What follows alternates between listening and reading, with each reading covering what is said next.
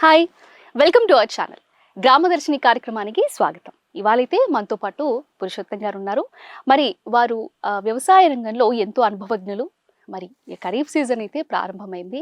మరి వారు రైతులకి ఎలాంటి తగిన సూచనలు, సలహాలు ఇస్తారో మరి ఇప్పుడైతే వారు మనతో పాటు స్టూడియోలో ఉన్నారు. మరిన్ని వివరాలు వారిని అడిగి తెలుసుకుందాం. నమస్తే అండి. నమస్తే. పురుషోత్తం గారు, ఇప్పుడు ప్రజెంట్ ఖరీఫ్ సీజన్ అయితే ప్రారంభమైంది.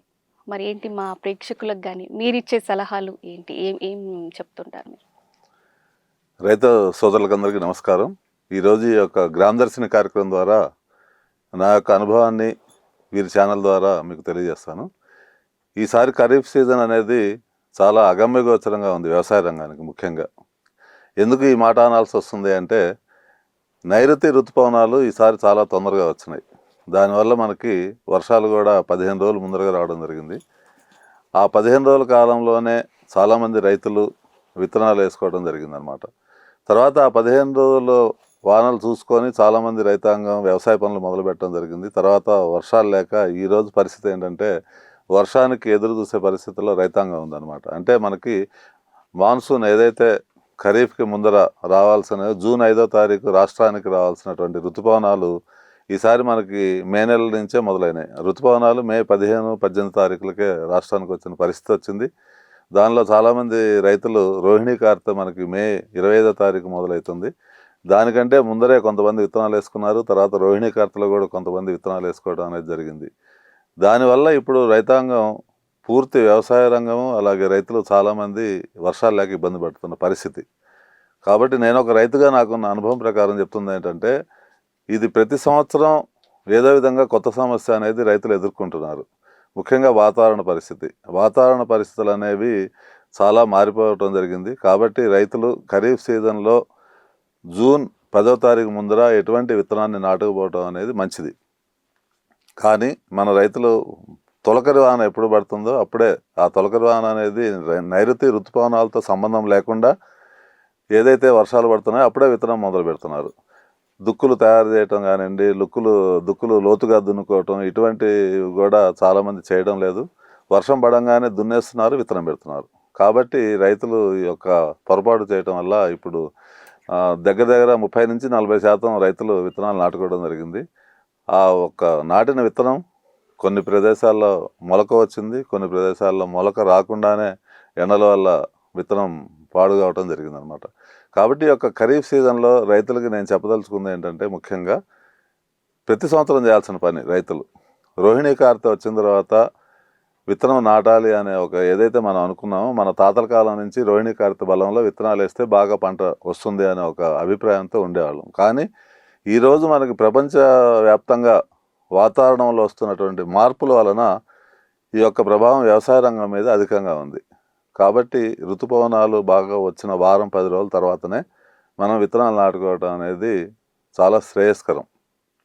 అలా కాకుండా మనం కార్తె బలం చూసుకొని విత్తనాలు నాటుకుంటే మటుకు పరిస్థితి చాలా బాగోలేదన్నమాట. అలాగే ఈ యొక్క ఖరీఫ్ సీజన్లో ఒకప్పుడు మనం ఉగాది పండుగ వెళ్ళిన తర్వాత అంటే ఏప్రిల్ నెలలో బాగా దుక్కులు అవన్నీ తయారు చేసి పెట్టుకునే వాళ్ళం. దుక్కులు బాగా లోతుగా దున్నటం వలన లోపల ఏదైతే పురుగు అవశేషాలు, వాటి యొక్క గుడ్లు ఇవన్నీ ఉండటం వల్ల సూర్యరశ్మితోటి ఎండాకాలం వచ్చేటటువంటి తీవ్రమైనటువంటి ఎండ ద్వారా ఒక అవశేషాలన్నీ కూడా నాశనం అయ్యేవి. దానివల్ల పురుగు ఉధృతి కూడా బాగా తక్కువ ఉండేది. కానీ రైతులు ఏం చేస్తున్నారు, ఈ లోతు దుక్కులు అనేవి లేకపోతే పొలాలు దుక్కులు చేసుకోవడం కానీ ఏమి లేకుండా గత సంవత్సరం పండించినటువంటి పంట అవశేషాలు, అంటే ఉదాహరణకి పత్తి ఏదైతే పంట పండిస్తున్నారో పత్తి తీసుకున్న తర్వాత ఆ యొక్క మొక్కల్ని అలాగే భూమిలో వదిలేయటం వలన ఆ యొక్క అవశేషాలు అలానే ఉండిపోతున్నాయి. తర్వాత వర్షం పడే ముందర లేకపోతే విత్తనం ఇంకో 15 రోజుల్లో 10 రోజుల్లో నాటుదాం అనుకున్నప్పుడు మాత్రమే ఆ యొక్క మొక్కల్ని పీకివేయటం జరుగుతుంది. దానివల్ల మరి భూమికి సరైనటువంటి గాలి, వెలుతురు అనేది అందకపోవడం వల్ల మనకి యొక్క పురుగు ఉధృతి అనేది కూడా బాగా ఎక్కువగా ఉంటుందన్నమాట. కాబట్టి రైతులు ఈ యొక్క విషయాన్ని బాగా గమనించాలి. కాబట్టి కనీసం మనకి 30 నుంచి 40 రోజుల పాటు దుక్కులు కనుక మంచి తయారు చేసుకొని భూమిని తయారు చేసుకున్నట్టయితే మనకి విత్తనం నాణ్యమైన విత్తనంతో పాటుగా మొలక శాతం కూడా బాగా వస్తుంది వర్షాలు పడ్డప్పుడు. ఎప్పుడైతే లోతైన దుక్కి తయారు చేయరో ఈ పైపైన విత్తనాలు పెట్టడం వల్ల మొలక శాతానికి కూడా ఇబ్బందికరమైనటువంటి పరిస్థితి వస్తుందన్నమాట. కాబట్టి ఇటువంటివన్నీ కూడా రైతు క్షేత్రస్థాయిలో తనంతట తాను ఆలోచించుకోవాల్సిందే తప్ప ఎవరో వ్యవసాయ అధికారులు లేకపోతే ప్రభుత్వ అధికారులు మనకి చెప్తారని చెప్పి అనుకోవటం చాలా పొరపాటు. కాబట్టి రైతులు, ముఖ్యంగా యువత ఏదైతే రైతాంగం వైపు వ్యవసాయానికి రంగానికి రావాలనుకుంటుందో వాళ్ళకి ఈ సూచన అనేది ఖచ్చితంగా పాటించాల్సిన అవసరం ఉందన్నమాట.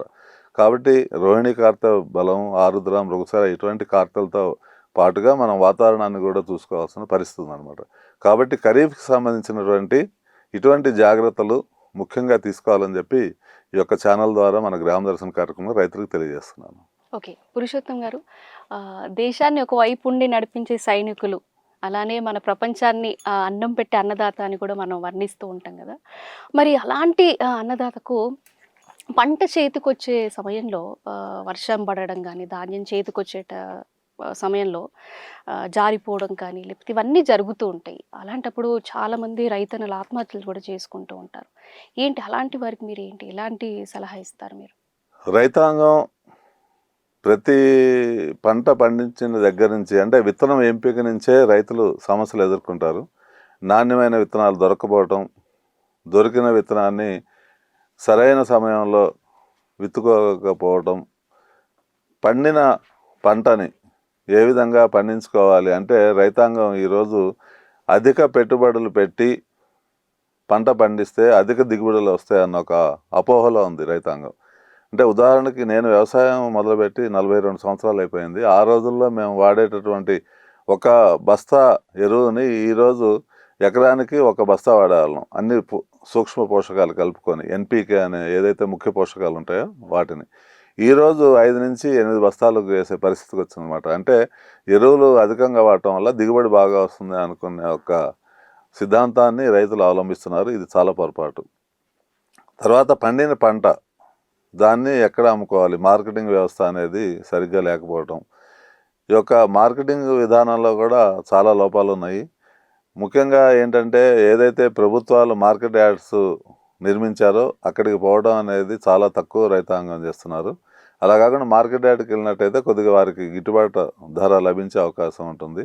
అలా కాకుండా గ్రామాల్లో వచ్చేటటువంటి కొంతమంది వ్యాపారస్తులు లోకల్గా వాళ్ళే తూకాలు వేసుకొని మార్కెట్ రేట్ కంటే తక్కువ ఇచ్చి సొమ్ము అక్కడే చెల్లించి తూకంలో మోసాలు కూడా జరుగుతున్నాయి. కాబట్టి ఈ విధంగా కూడా రైతు నష్టపోతున్నాడు.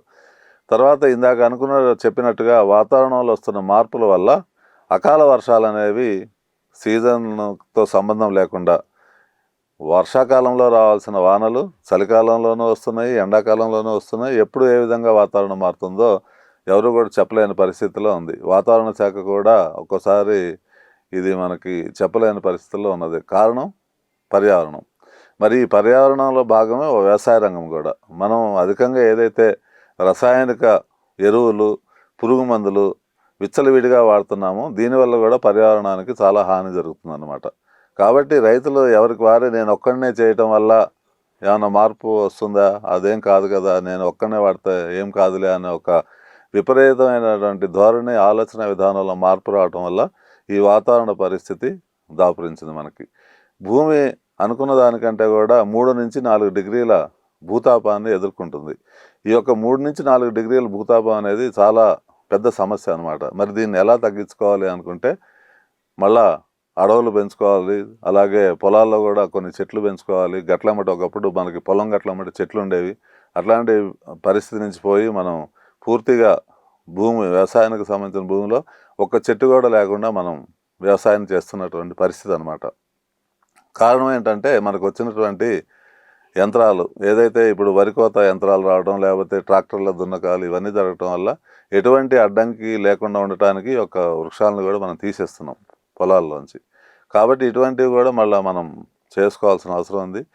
ఇప్పుడు మీరు అడిగిన ప్రశ్న ప్రకారం ఈ యొక్క అకాల వర్షాలు రావడం వల్ల అంటే ప్రొడక్ట్ అనేది లేదు. ఇప్పుడు రైతు ధాన్యం ఆరబోసుకుంటున్నాడు. ఆరబోసుకోవడానికి సరైనటువంటి సదుపాయాలు లేకపోవడం వల్ల రోడ్ల మీద ఆరబోసుకుంటున్నారు, కొంతమంది ఖాళీ ప్రదేశాల్లో ఆరబోసుకుంటున్నారు. దానికి సంబంధించినటువంటి టార్పాలిన్ వ్యవస్థ లేకపోవడం, తర్వాత వర్షం రాదులే ఎండ బాగా కాస్తుంది కదా అని చెప్పి ఒక నమ్మకం రైతుకు. ఎందుకంటే అట్లాంటి పరిస్థితుల్లో అనుకోకుండా వర్షం రావటం, ధాన్యం పాడు కావటం, అది కాస్త మొలకెత్తిన పరిస్థితి, ఇటువంటివన్నీ వస్తున్నాయి. కాబట్టి దీనికి ప్రభుత్వాలు కూడా ఏం చేయలేని పరిస్థితి. రైతులు స్వతహాగా వారికి ఉన్నటువంటి అందుబాటులో ఎటువంటి నియంత్రణ చేసుకోవచ్చు, ఎటువంటి మనం సమర్థంగా ఈ వర్షాన్ని అడ్డుకోవచ్చు అనే ఒక ఆలోచన చేసుకోవాల్సింది తప్ప, ఇప్పుడు ధాన్యం తడిసిన తర్వాత కొనుగోలు చేయాలంటే కూడా ఎవరు రైస్ మిల్లర్లు ముందుకు రారు. ఒకవేళ వచ్చినా కానీ దానికి ధర తగ్గటం, లేకపోతే ఇటువంటి వాటి సమస్య నుంచి తర్వాత రైతులు కూడా చేస్తున్నటువంటి పొరపాటు ఏంటంటే, ఈ యొక్క వాతావరణం సరిగ్గా లేదు కాబట్టి పంట కోసిన వెమ్మటే అమ్మేయాలి అనే ఒక ఉద్దేశంతో ఆరబోయకుండానే రైతులు చాలామంది రైస్ మిల్స్కి తీసుకెళ్ళిపోతున్నట్టు పరిస్థితి ఈరోజు.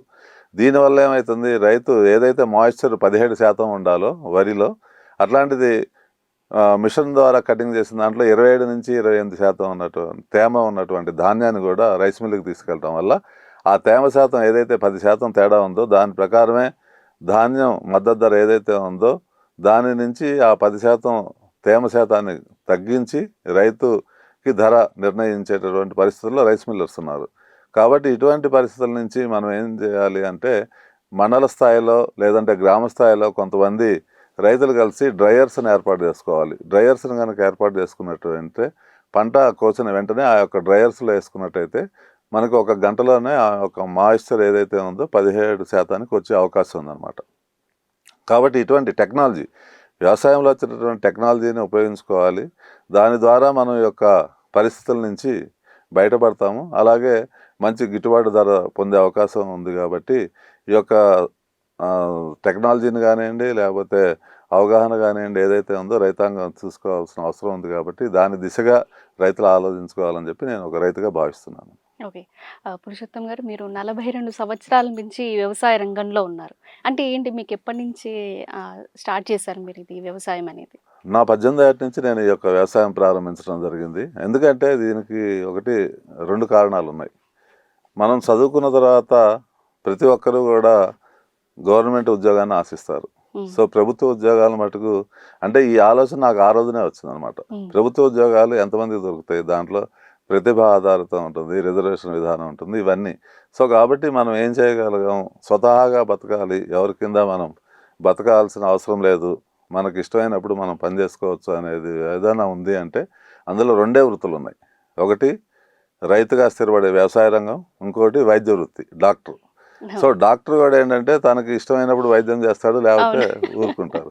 కాబట్టి రైతు కూడా అలాగే తనకి నచ్చినప్పుడు పంట పండించుకుంటాడు, లేకపోతే చేత కాకపోతే ఊరుకుంటాడు. కాబట్టి ఈ 2 రంగాల్ని కూడా, అంటే ఒక వైద్యుడు, ఒక రైతు, వీళ్ళని ఎవరు శాసించలేరు.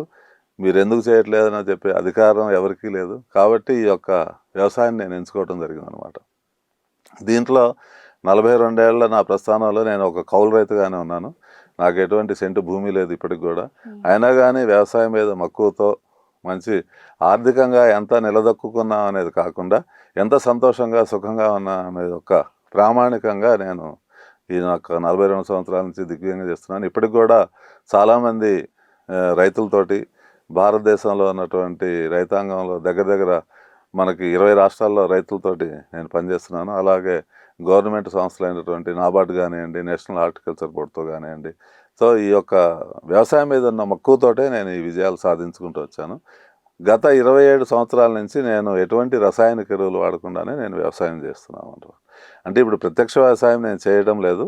ఏదైతే కొన్ని ఎన్జిఓస్ ఉంటాయి, తర్వాత కొన్ని రైతు సంఘాలు ఉంటాయి, వాళ్ళ ద్వారా రైతు ఉత్పత్తిదారుల సంఘాలు అని చెప్పి ఇప్పుడు FAO విధానాలు వచ్చినాయి.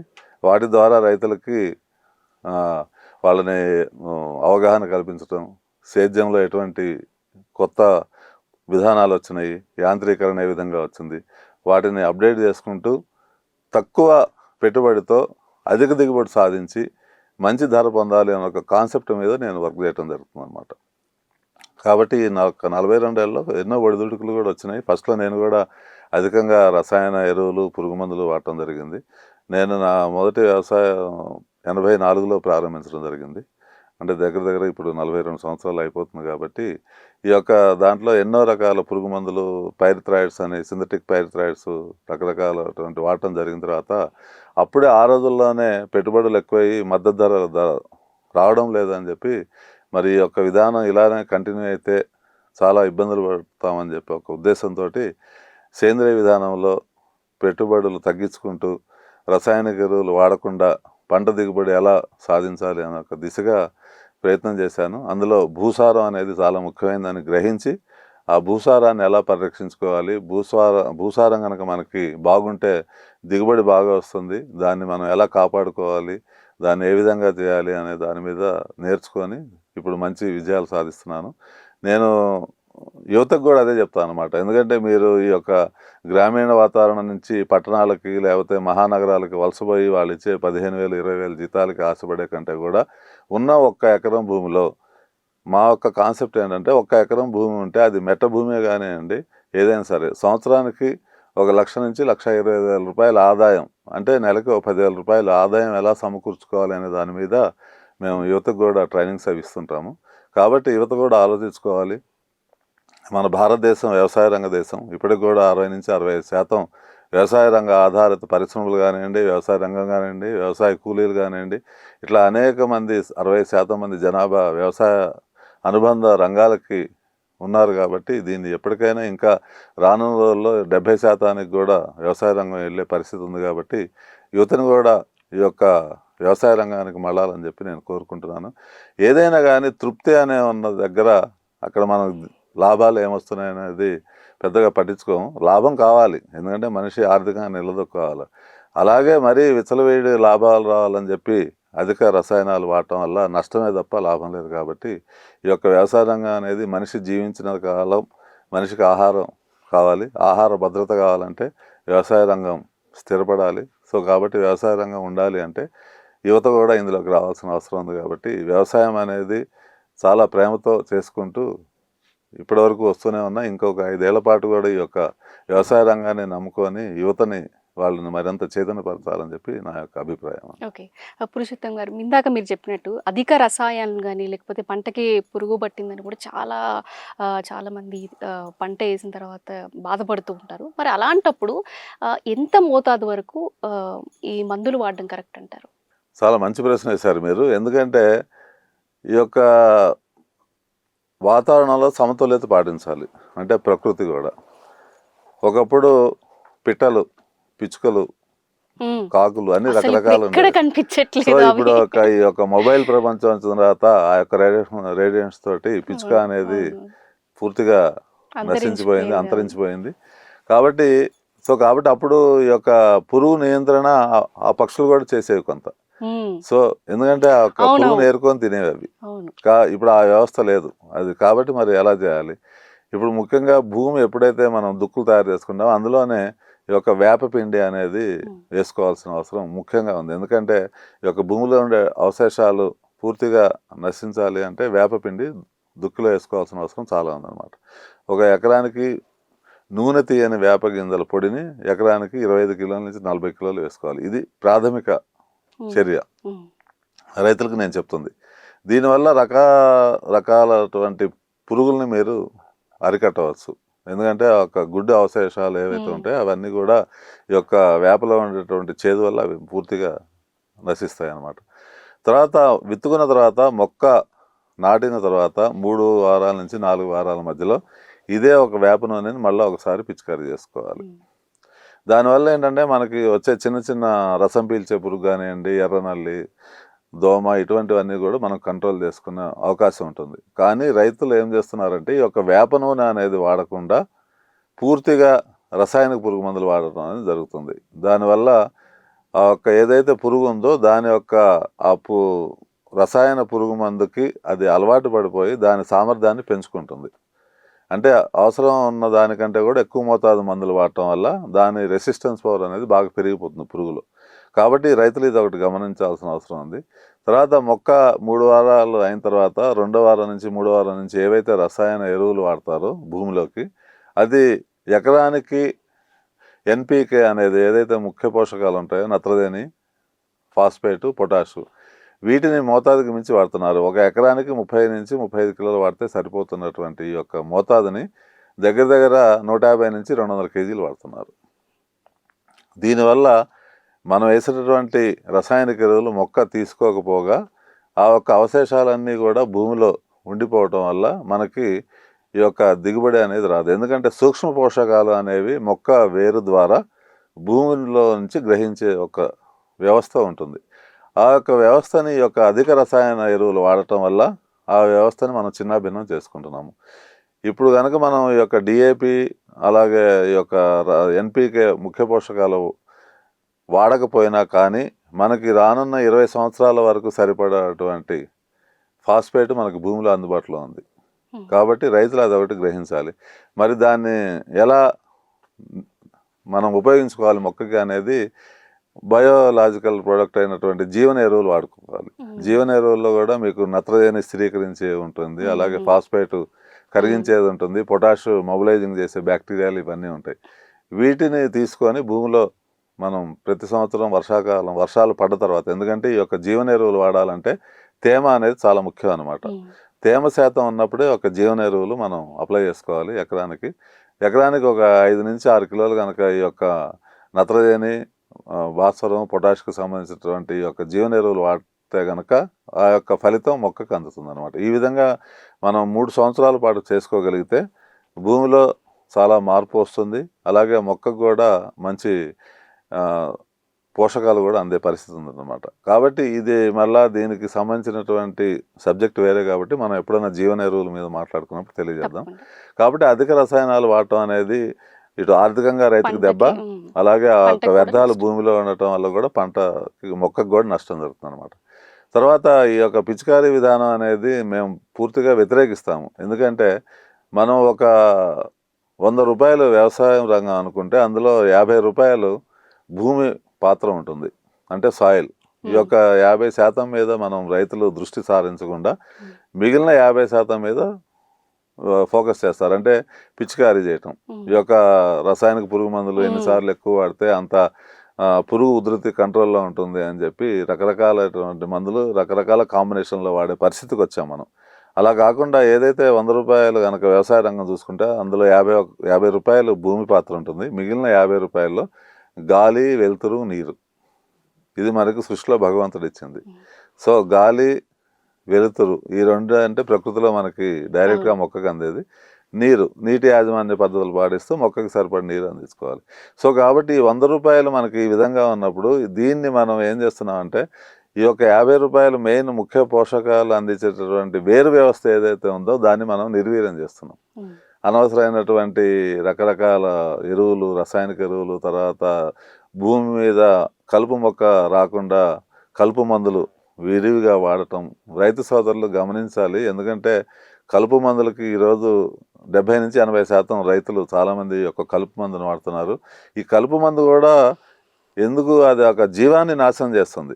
సో ఈ జీవం అనేది కలుపు మొక్కకే కాదు, నిదానంగా భూవ్యంలో ఉన్నటువంటి జీవం అనేది కూడా పోయే అవకాశం ఉంది. కాబట్టి వీలైనంత వరకు కాదు, పూర్తిగా ఈ యొక్క కలుపు మందుల నివారణ అనేది చేయాల్సిన అవసరం ఉందన్నమాట. అలా కాకుండా మళ్ళీ తర్వాత కలుపు మందులు వాడుతున్నారు. తర్వాత పిచికారీ అనేసరికి రకరకాలటువంటి కాంబినేషన్, అంటే ఫంగిసైడ్ కానివ్వండి, పైరిథ్రాయిడ్స్ కానివ్వండి, కాంబినేషన్ ఒక మందు వాడాల్సిన దగ్గర 3 నుంచి 4 రకాలటువంటి మందులు కాంబినేషన్గా కలిపి వాడటం వల్ల కూడా మొక్క చాలా ఇబ్బందికర పరిస్థితి ఎదుర్కొంటుంది. రావాల్సినటువంటి దిగుబడులు రాకపోవటం, తర్వాత ఆర్థికంగా రైతు నష్టపోయిన దానికి పండించిన పంట దిగుబడి తగ్గటం, పండిన పంటకి గిట్టుబాటు ధర లేకపోవటం, ఈ విధంగా రైతు పూర్తిగా నష్టపోయి మరలా అదే ఆత్మహత్య చేసుకునే పరిస్థితికి రావడం అనేది చాలా శోచనీయం అన్నమాట. ఎందుకంటే నియంత్రణ అనేది మన చేతిలో ఉంది, మనం ఏం చేయగలం అదే చేయాలి. ఎందుకంటే అది కౌలు రైత, లేకపోతే సామాన్య రైత, మధ్యతరగతి రైత, చిన్న సన్నకారు రైతులు అనేది కాకుండా వ్యవసాయం మీద అవగాహన పెంచుకొని దాని ప్రకారమే మనం వ్యవసాయం చేయాలి. వ్యవసాయం అనేది దండగ కాదు, పండుగ అనేది కొంతమంది రాజకీయ నాయకులు చెప్తున్నటువంటి ఇటువంటిలో అది నిజంగా పండుగనే. కాకపోతే చేసే విధానంలో మార్పు రావాలి, ముఖ్యంగా మన ఆలోచన విధానంలో కూడా మార్పు రావాలి.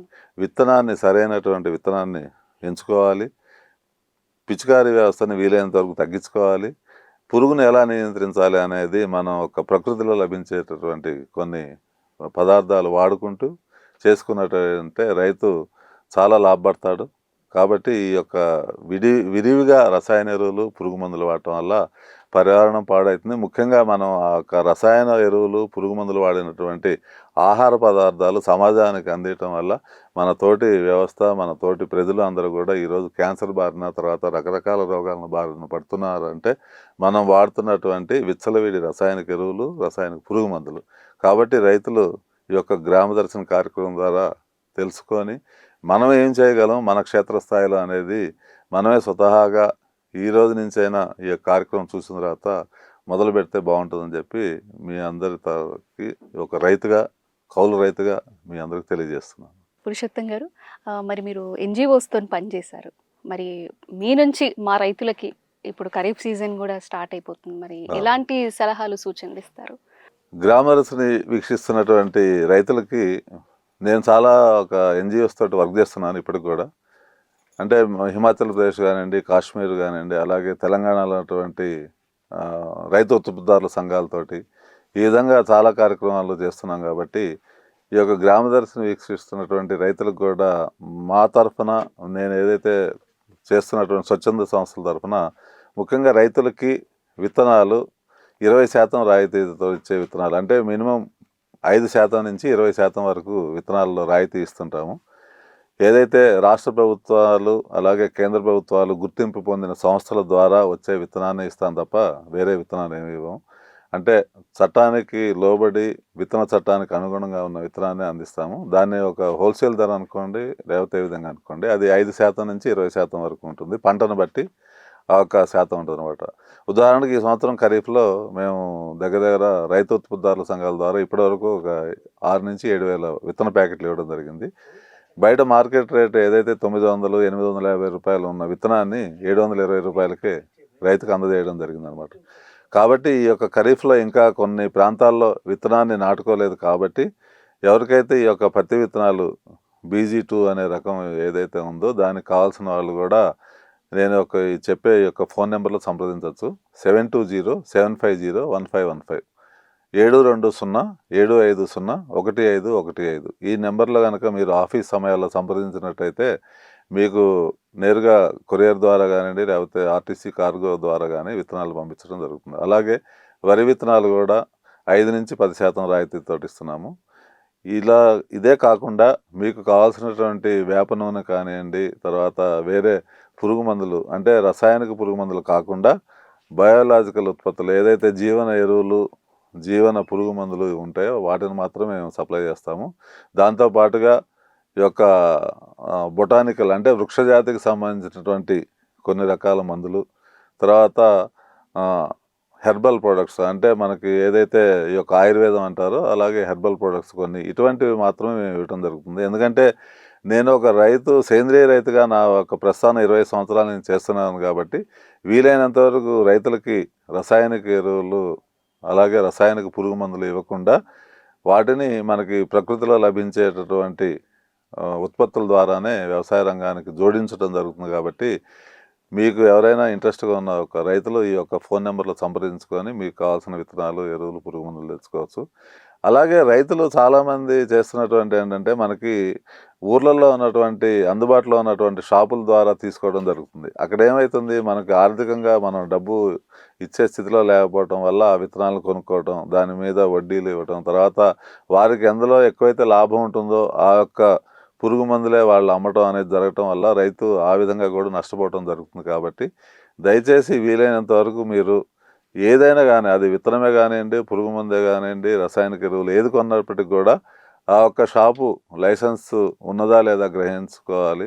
అది సరిచూసుకొని దాన్ని మీరు ఏదైతే ఉత్పత్తులు కొంటున్నారో వాటిని రసీదు తీసుకోవాలి. ఆ రసీదులో బ్యాచ్ నెంబరు, తేదీ అన్నీ నోట్ చేయించుకోవాలి. మీ యొక్క పూర్తి చిరునామా రాసి ఆ ఒక ఏదైతే మీరు రసీదు తీసుకుంటారో దాని మీద మీ సొంతకం కూడా పెట్టి ఆ ఒక రసీదును మీరు పంట పూర్తయ్యే వరకు మీరు భద్రపరుచుకున్నట్టయితే ఎటువంటి సమస్యలు తలెత్తినా కానీ మీరు వినియోగదారుల ఫోరం ద్వారా ఆ యొక్క షాపు యజమాని మీద కానివ్వండి, లేదంటే ఆ యొక్క కంపెనీ విత్తనాలు తయారు చేసిన కంపెనీ కానివ్వండి, పురుగు మందులు తయారు చేసిన కంపెనీ ద్వారా కానీ వారి మీద చట్టరీత్యా చర్యలు తీసుకునే అవకాశం ఉంది. కాబట్టి రైతులు ఈ విషయాన్ని కూడా చాలా ముఖ్యంగా గమనించాలి. కాబట్టి ఎన్జిఓస్ రైతు ఉత్పత్తిదారుల సంఘాలు అనేవి కేంద్ర ప్రభుత్వం మంచి ఆలోచనతో ప్రారంభించినప్పటికీ కూడా వాటి మీద అవగాహన లేకపోవడం వల్ల చాలా రైతు ఉత్పత్తిదారుల సంఘాలు నిర్వీర్యంగా ఉన్నాయన్నమాట. కాబట్టి వాటికి సంబంధించినవి కూడా మేము కొన్ని కార్యాచరణ రూపొందించాము. ఉదాహరణకి నల్గొండ జిల్లాలో ఉన్నటువంటి కొన్ని హాలియా అనే ఒక ప్రాంతంలో 15,000 మంది రైతులు ఉన్నారు ఆ యొక్క రైతు ఉత్పత్తిదారుల సంఘాలు. ఈ సంవత్సరం వారికి కావాల్సినటువంటి విత్తనాలు, అలాగే ఈ యొక్క సేంద్రియ ఎరువులు, తర్వాత ఈ యొక్క సేంద్రియ పురుగు మందులు ఇవన్నీ కూడా ఇవ్వాలని చెప్పి ఒక ప్రణాళిక చేశాము. కాబట్టి ఈ యొక్క హాలియాలో ఉన్నటువంటి ఎంఎంఎన్జే అనేటువంటి రైతు సంస్థలో ఉన్నటువంటి రైతులు ఈ యొక్క అవకాశం ఈ సంవత్సరం ఉపయోగించుకుంటున్నారు. అది చాలా సంతోషకరమైనటువంటి విషయము. కాబట్టి మన తెలుగు రాష్ట్రాల్లో ఉన్నటువంటి రైతులు ఈ కార్యక్రమం చూసిన తర్వాత మీకున్నటువంటి అనుమానాలు కానివ్వండి, లేకపోతే విత్తనం మీద అవగాహన కానివ్వండి, లేకపోతే వ్యవసాయానికి సంబంధించినటువంటి సమస్యలు పరిష్కారాలు ఏమైనా కావాలనుకున్నా కానీ నేను చెప్పినటువంటి నెంబర్లో మీరు మీ యొక్క పేరు, మీ యొక్క మొబైల్ నెంబర్ కనుక రిజిస్ట్రేషన్ చేసుకున్నట్టయితే మేము తిరిగి మిమ్మల్ని సంప్రదించడం అనేది జరుగుతుంది. కాబట్టి ఈ యొక్క అవకాశాన్ని ఈ యొక్క గ్రామదర్శిని కార్యక్రమం వీక్షిస్తున్నటువంటి రైతులు ఉపయోగించుకుంటారని చెప్పి నేను భావిస్తూ సెలవు తీసుకుంటున్నాను. నమస్తే. చూశారు కదా, పురుషోత్తం గారు వ్యవసాయం గురించి చాలా చక్కగా వివరించారు. మీరు కూడా తప్పకుండా సలహాలు, సూచనలు, వారి సూచనలు తప్పకుండా పాటించండి. మరొక కార్యక్రమంలో మళ్ళీ కలుద్దాం. నమస్తే.